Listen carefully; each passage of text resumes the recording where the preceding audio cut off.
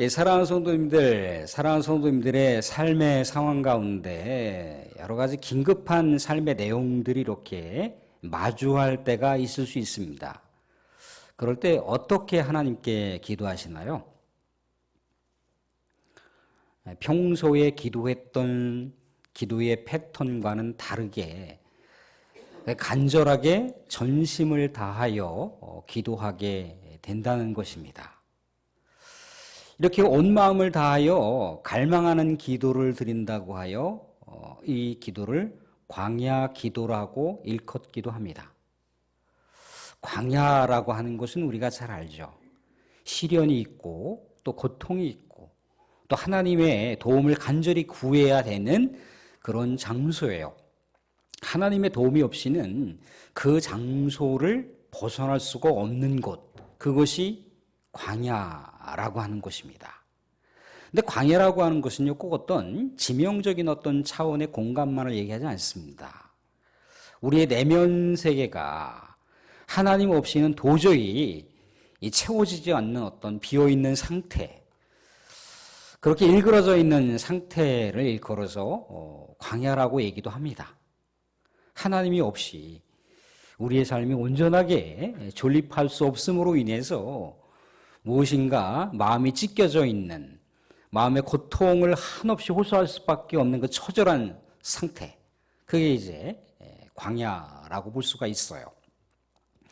그렇기 때문에 광야 기도는 그만큼 내 심령이 갈급하게 하나님을 향하여 기도할 수밖에 없음으로 인해서 타들어가는 심령 속에 하나님께 기도를 한다고 하여 그 기도를 불꽃 기도라고도 그렇게 말하기도 합니다.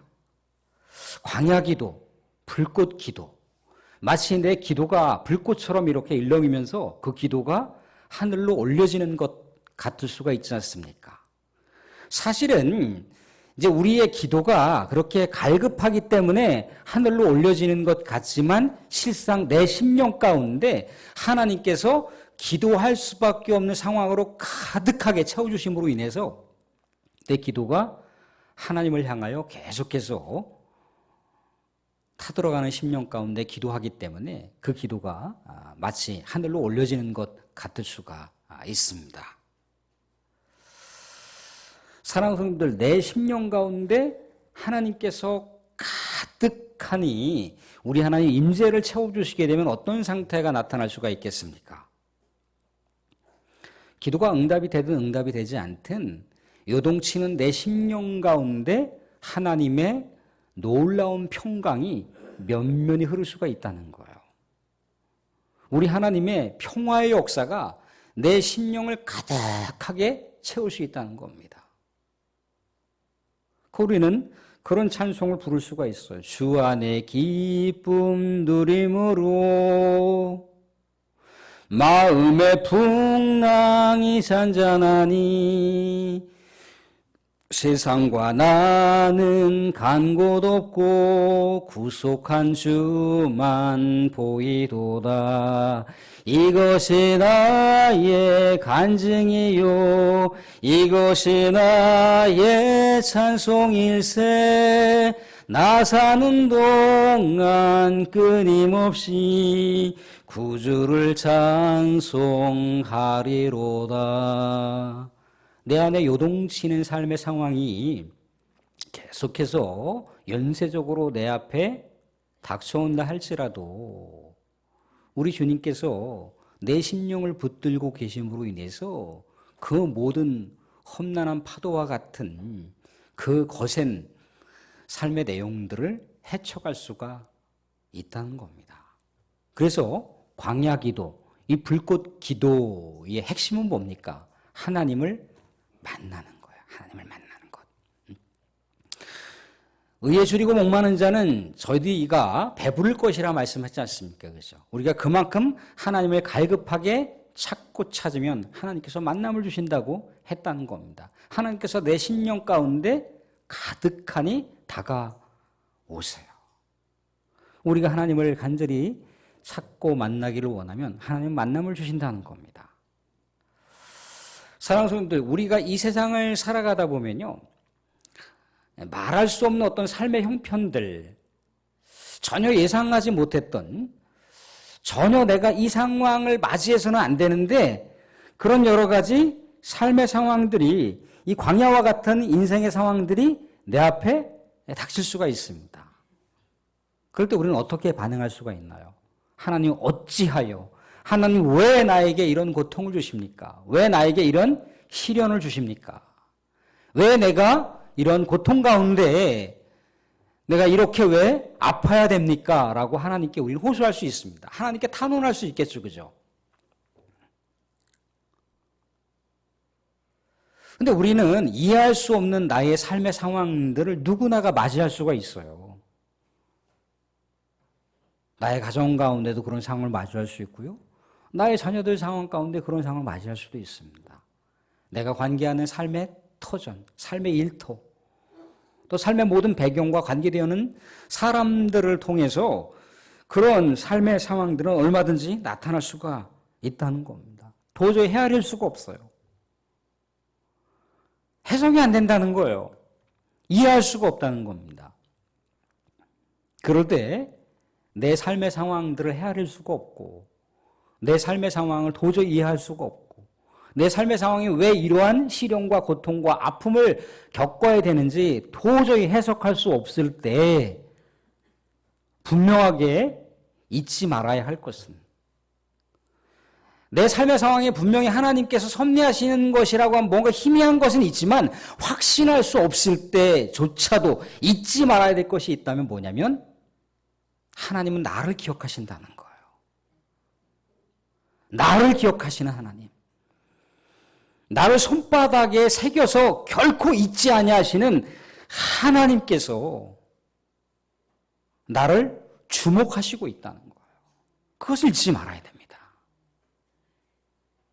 그렇게 됐을 때 나의 여러 가지 상황들, 도저히 감당할 수 없는 삶의 상황들은 뭐가 되는 건가요? 하나님께서 기도할 수 있는 매개를, 하나님께 나아갈 수 있는 매개를, 하나님께 기도할 수 있는 매개를, 그 상황을 하나님께서 허락하신 거구나라고 그 상황들을 대면하실 수가 있다는 거예요. 적어도 이것은 하나님의 계획이야, 하나님의 섭리야라고 확신할 수 없다 할지라도 하나님은 나를 기억하시고 있고 나의 삶의 상황 가운데 이런 상황들을 허용하신 것은 하나님께서 나를 찾으시길 원하시는 것이고 내가 하나님께 기도하기를 원하시는 것이야 라고 우리는 그 정도는 생각할 수 있어야 된다는 거예요.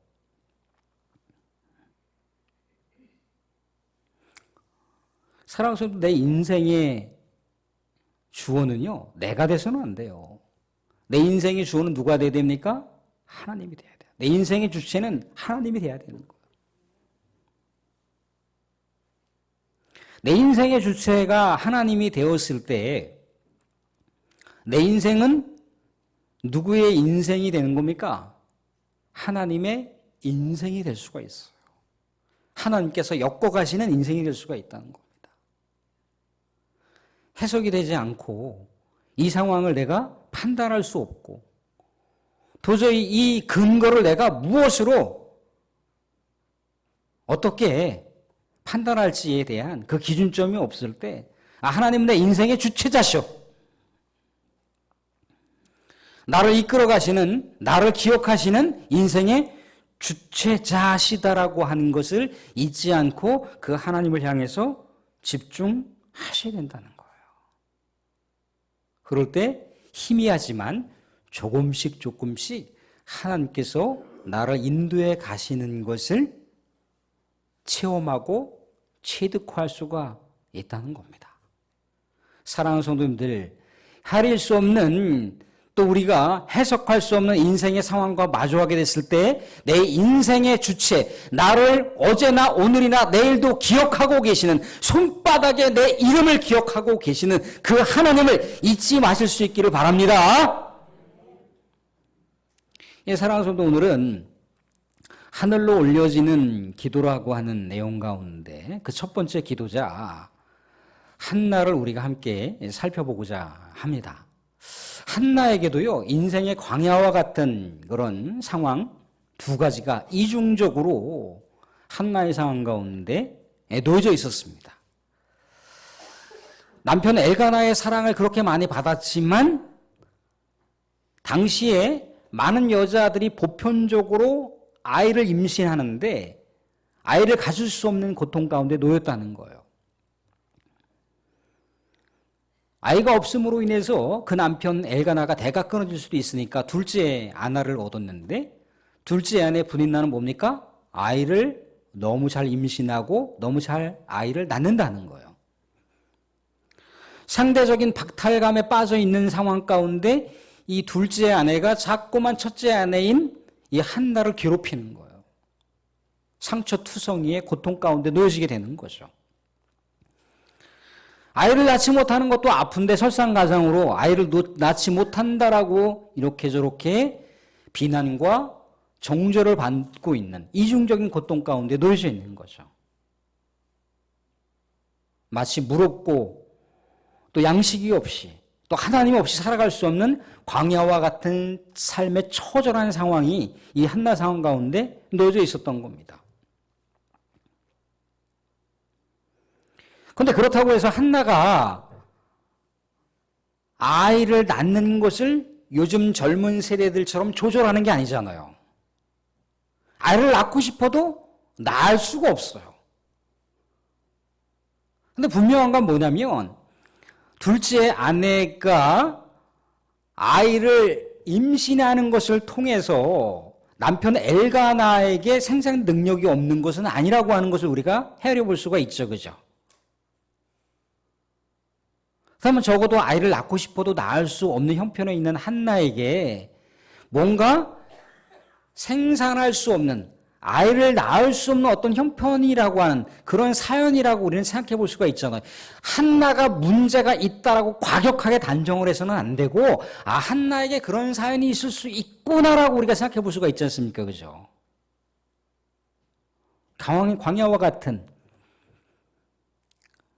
그런 처절한 고통과 아픔, 본인이 원하지도 않았고 본인이 감당할 수 없는 이 고통을 한나가 안고 있는데 이 고통은 누구로부터 오는 고통이었던가요? 누구로부터 이 상황이 기인된 것일까요? 말씀을 보시면 5절 6절 보시면 하나님께서 한나에게 아이를 주지 않았다라고 나와 있어요. 한나가 아이를 낳지 못하는 것은 전적으로 하나님께서 그렇게 하셨다라고 하는 거예요. 하나님의 계획이라고 하시는 겁니다. 하나님의 섭리라고 하는 거예요. 근데 성경 말씀을 들여다보면요. 한나가 자신이 아이를 낳지 못하는 것은 이 고통과 이 아픔과 이 애통과 이 처절한 시련이 하나님의 계획 가운데 하나님의 섭리라고 하는 것을 깨달았다라고 하는 단서가 없어요. 그럼에도 불구하고 한나는 자신의 인생의 주어를 하나님으로 고백하더라는 거예요.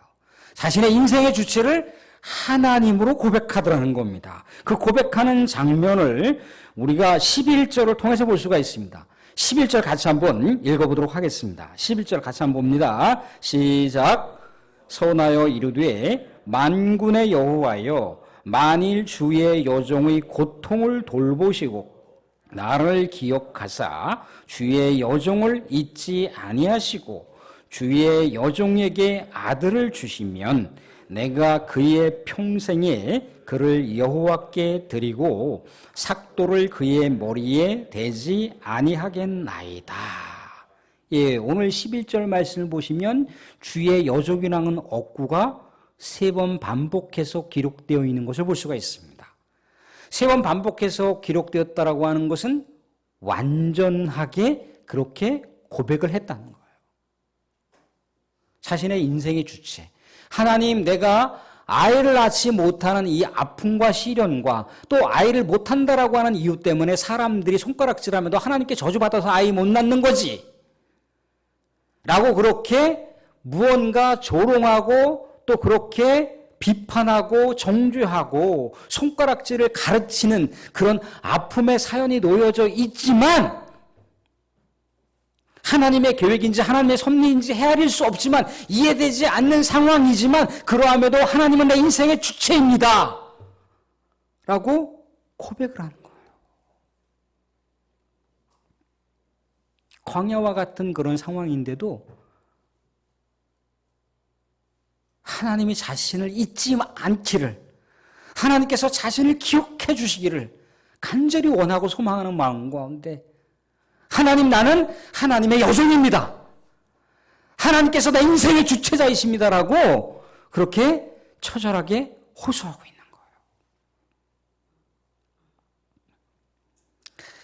사랑하는 성도들, 광야기도라고 하는 것, 불꽃기도라고 하는 것은요,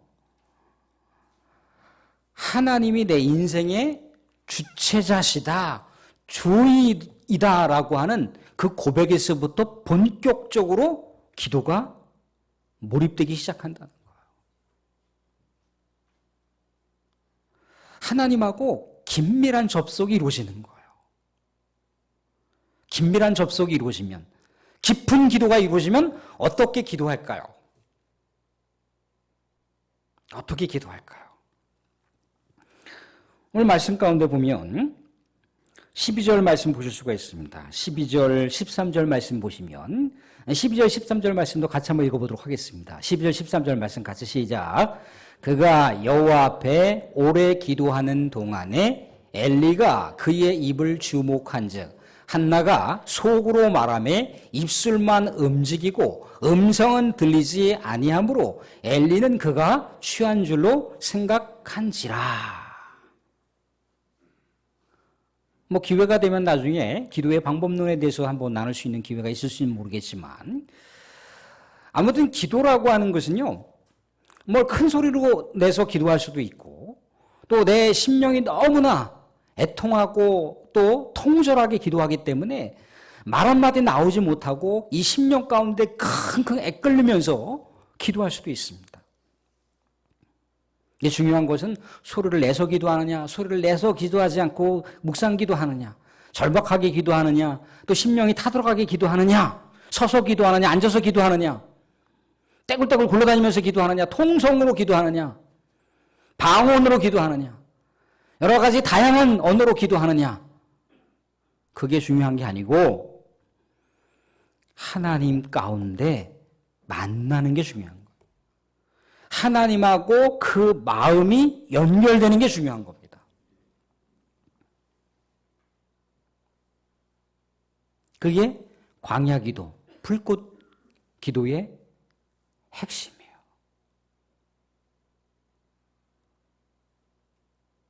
하나님을 만나지 못하는데, 하나님하고 뭔가 그 마음 가운데 접속이 이루어지고 있지 않는데, 그 기도가 오랜 시간 기도를 하든, 때를 써서 기도를 하든, 묵상으로 기도하든, 묵상으로 기도하다 보면 잠들 수 있죠, 그죠? 어쨌든지 간에 그런 기도가 무의미해질 수가 있다는 거예요. 하나님과의 만남을 위해서 기도하는 거예요. 기도 제목이 이루어지든 이루어지지 않든 하나님과의 만남이 이루어지는 기도를 하고 있는 거예요. 물론 당시 엘리 제사장이 이 한나가 기도하는 것을 착각을 했어요. 그죠? 마치 술 취해서 기도하는 것으로. 성전에서는 우리와 다르게 이렇게 음료수를 이렇게 잠깐씩 먹으면서 기도할 수가 있습니다. 근데 그 음료라고 하는 게 그 당시에는 이제 포도주가 음료였기 때문에 그 포도주 음료를 이렇게 마시면서 기도를 하다 보면 홀짝홀짝 한 잔, 두 잔 마시다면 흥건하게 취할 수가 있단 말입니다. 그것으로 오해를 한 거예요. 그렇지만 한나가 자초지종에 대해서 설명을 하자 오해를 풀었습니다. 그리고 이 엘리가 어떻게 얘기를 하느냐면 17절에 하나님의 신탁에 의지해서 이 말씀을 하고 있습니다. 엘리가 대답하여 이르되 평안히 가라. 이스라엘의 하나님이 내가 기도하여 구한 것을 허락하시기를 원하노라 하니. 하나님의 신탁을 그 당시 제사장이나 그 당시 선지자들은 하나님의 말씀을 대언하여 하나님의 신탁을 대리하여 사람들에게, 하나님 백성들에게 그 말씀을 전할 수가 있습니다. 하나님의 신탁을 부르짖었던 예언자 예레미야가 뭐라고 얘기합니까? 너는 내게 부르짖으라 얘기하잖아요. 크고 은밀한 것을 하나님께서 너에게 보이리라 합니다. 이사야 선지자는 뭐라고 했던가요? 두려워하지 말라, 놀라지 말라. 나는 내 하나님이라. 하나님의 의로운 오른손이 너를 붙들리라. 하나님의 신탁에 대해서, 하나님의 기도의 사인에 대해서 이렇게 뭔가 대리하고 있는 장면을 볼 수가 있습니다. 그런데 이 대리하는 우리 하나님의 이 전달의 메시지를 한나가 어떻게 수용하고 있는지가 18절을 통해서 볼 수가 있습니다. 18절 보시면 이르되 당신의 여종이 당신께 은혜 입기를 원하나이다 하고 가서 먹고 얼굴에 다시는 근심빛이 없더라. 이 원어 성경에는 근심빛이라고 하는 말이 없어요. 지금까지의 얼굴 모습하고는 다르다라고 하는 표현이 나옵니다. 지금까지는 뭐예요? 한나가 아이를 낳지 못하는 것 때문에 다른 여자들처럼 그렇게 당당하게 아이를 낳고 싶은데 아이가 안 생기니까 얼마나 근심이 많았겠습니까? 많은 사람들이 아이를 못 낳는 주제에 그러면서 손가락질하고 정죄하는 그 애절한 마음, 안타까운 마음, 애통하는 마음, 통절한 마음을 가지고 있는데도 아이가 생기지 않는 거예요. 마치 뭔가 자신의 인생 가운데 잘못이 없는데도 잘못이 있는 여인으로다가 전락해버리는 이 피 맺힌 절규를 가지고 하나님께 기도했는데 이 하나님의 신탁을 대리했던 엘리 제사장이 그 말 한마디 한 것 때문에 은혜 입기를 원하나이다 하고 그 다음부터 이전에 근심하고 이전에 아파하고 이전에 애통했던 그 얼굴빛이 사라졌다라고 하는 얘기를 해주고 있어요.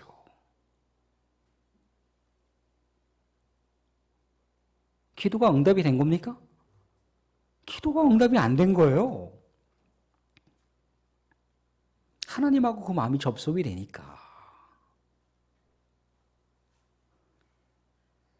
내 심령이 타들어가는 기도가 하나님께 올려졌으니까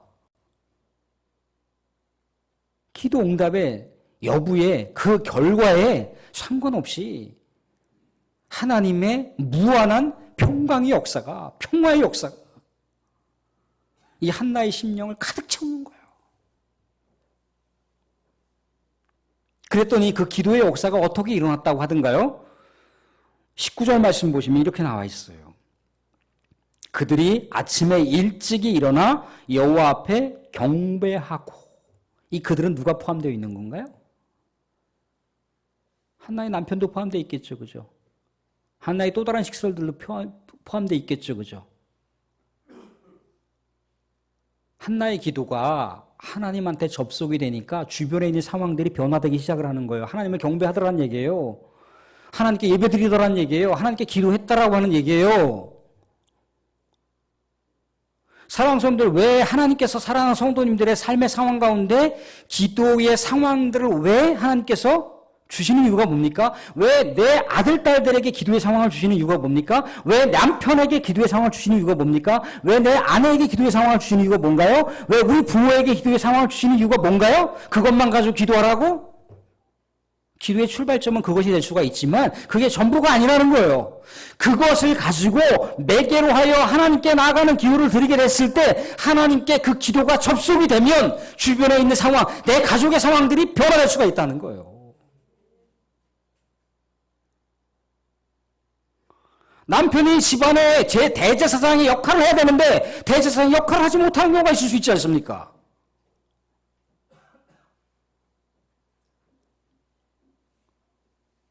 아내가 우리 하나님의 여종이라며요. 여종다운 면모를 지켜야 되는데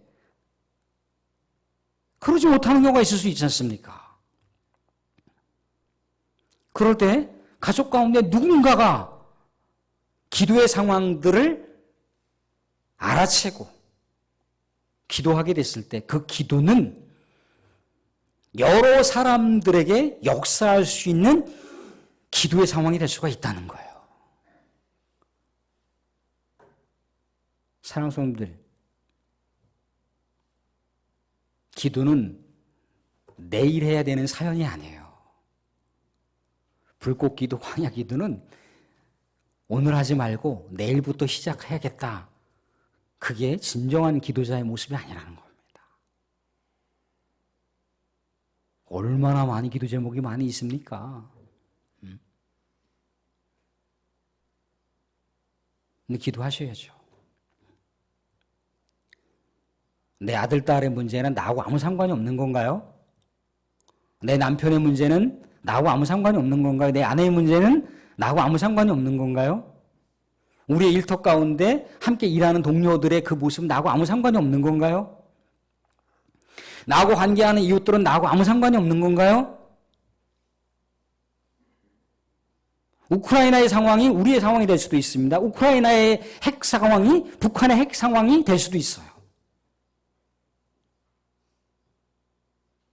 그래서 우리는 내 삶의 상황 가운데 그런 기도 제목들을 붙들고 기도를 해야 된다는 겁니다. 기도를 했을 때 하나님은 다양한 곳으로 우리 하나님의 기도의 역사의 열매를 맺어가신다는 거예요. 사랑하는 성도님들, 우리는 헤아릴 수 없는 많은 내가 원하지 않는 삶의 처절한 상황들이 우리 앞에 계속해서 넘실넘실거릴 수가 있습니다. 주변에 있는 이웃들의 상황들을 보세요. 얼마나 안타깝게 얼마나 많이 호소합니까? 그것이 보일 때에 우리는 기도할 수가 있습니다. 각 나라 민족과 열방 가운데 지금도 전쟁의 위협과 죽음의 위협과 수많은 자연재해 때문에 죽어가는 영혼들이 있잖아요. 예수를 모르고 죽어가는 영혼들이 있을 수 있다는 겁니다. 그 영혼들을 볼 때 우리가 또한 기도할 수 있는 상황이라고 하는 것을 영민하게 우리가 헤아리면서 우리의 인생의 주체는 하나님이시지. 그 하나님을 바라면서 내가 기도해야겠구나. 하나님께서는 그것을 원하시는 거예요. 하나님을 찾기를 원하신다는 겁니다. 하나님께 우리가 기도하기를 원하신다는 거예요. 사랑하는 성도님들, 지금이야말로 기도할 때입니다. 우리가 기도하셔서 하나님의 마음 가운데 우리가 접속하시고 하나님의 위대한 역사, 하늘의 뜻을 이 땅 가운데 성취할 수 있는 은혜가 저와 여러분 가운데 있어지기를 주님으로 축원드립니다.